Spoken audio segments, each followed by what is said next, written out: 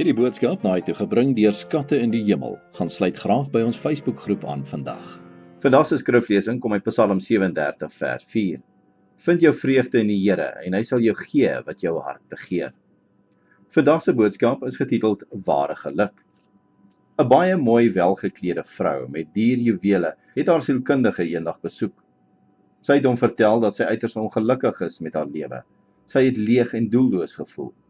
Sy het hom verduidelik dat sy nie eers aan 'n goeie rede kan dink om in die oggende op te staan nie. Die sielkundige het haar gevra om net so 'n oomblik te wag, hy gaan net gou iemand roep.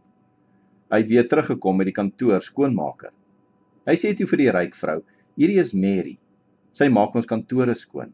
Ek gaan haar gou vra om jou te vertel hoe sy ware geluk gekry het. Ek wil net hê jy moet stil sit en na haar luister. Mary het haar mop neergesit en toe begin vertel. My man is dood aan malaria. En 3 maande na sy dood is my enigste seun dood in 'n gruwelike motorongeluk. Ek het niemand meer oor gehad nie. Ek het niks gehad om voor te lewe nie. Ek kon nie slaap nie, ek kon nie eet nie en my gesig het vergeet hoe om te glimlag. Ek het dit ernstig oorweeg om my eie lewe te neem. Een aand terwyl ek op pad was huis toe na werk, het 'n klein katjie my huis toe gevolg. Ek het gesien die diertjie is honger en dit was koud buite en ek het hom maar saam met my in die huis laat ingaan. Ek het vir hom kos gegee en 'n bakkie melk en hy het alles geëet en gedrink en na sy maagie vol was, het hy dankbaar teen my been kom skuur. Vir die eerste keer in maande het ek geglimlag. Daardie aand het ek besef dat ek weer kon glimlag omdat ek na 'n klein katjie omgesien het.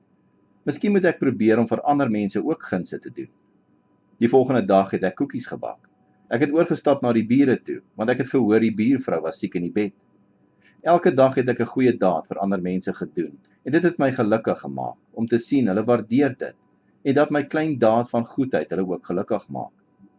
Mary sê toe vir die ryk vrou, ek glo nie daar is iemand in die lewe wat so goed soos ek slaap nie. Ek is tevrede, ek is gelukkig en ek eet so gesond. Ek voel waarlik gelukkig. Die ryk vrou se trane het begin rol. Sy het al die tyd en al die geld in die wêreld om enigiets te koop.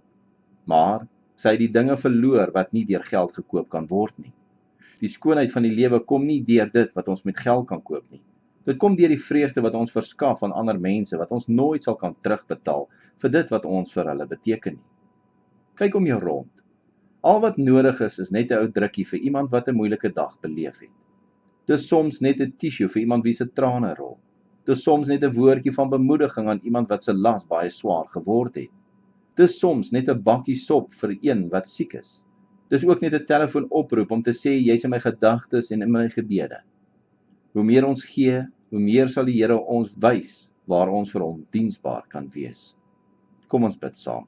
Ons hemelse Vader, lei ons deur die Heilige Gees om goed te doen teenoor ander mense en daardeur ook dan 'n getuienis vir U te wees. Ons bid dit in Jesus naam. Amen.